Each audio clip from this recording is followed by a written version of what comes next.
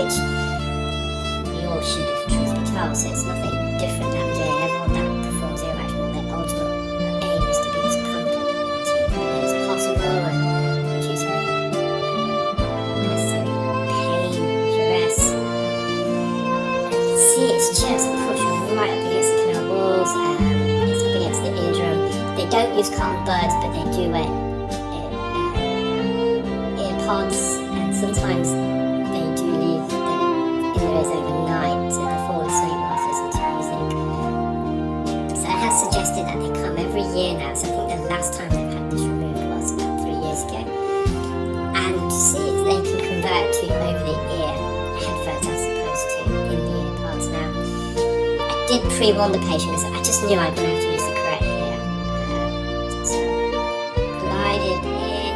Problem is we just don't know exactly at this stage where the eardrum is. If I went any further, glided the ear correct any further, I could have easily touched the eardrum, made it even more comfortable.